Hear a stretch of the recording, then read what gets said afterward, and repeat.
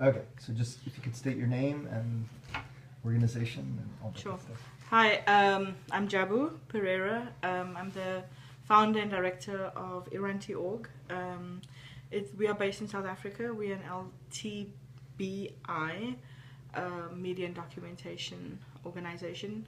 We do add or bring in gay people or gay men into our capacity building work, but most of our documentation work pertains to the rights of lesbians and transgender persons. We are 2.5 years old, and over the past 2.5 years, we've worked on documenting violations, particularly within South Africa, related to violence, hate crimes, rape.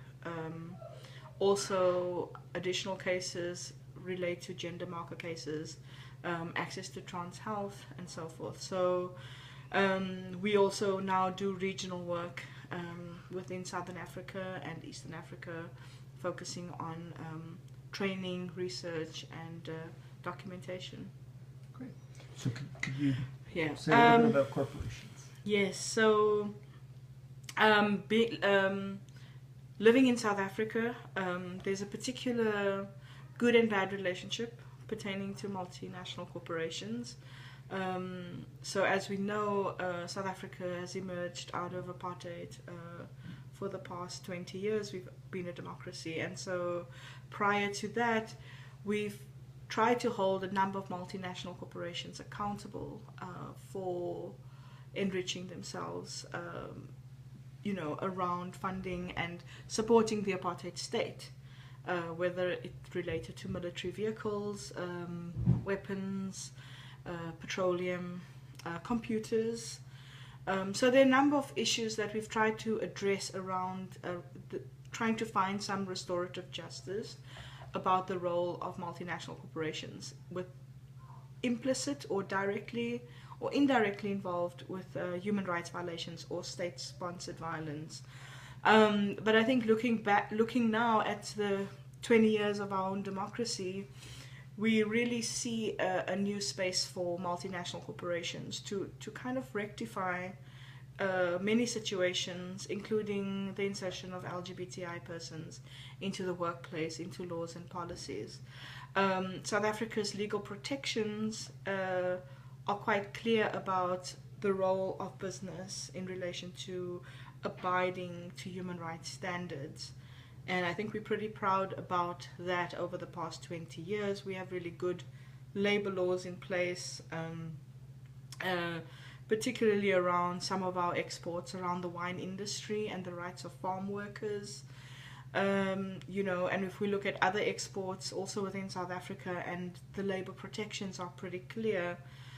So I think right now multinational corporations need to really think about how to play a role in South Africa in a very positive way in building that citizenship and human rights environment. And by doing that, I think they can certainly look at the scope of dealing with the structural problems in South Africa, particularly around racism.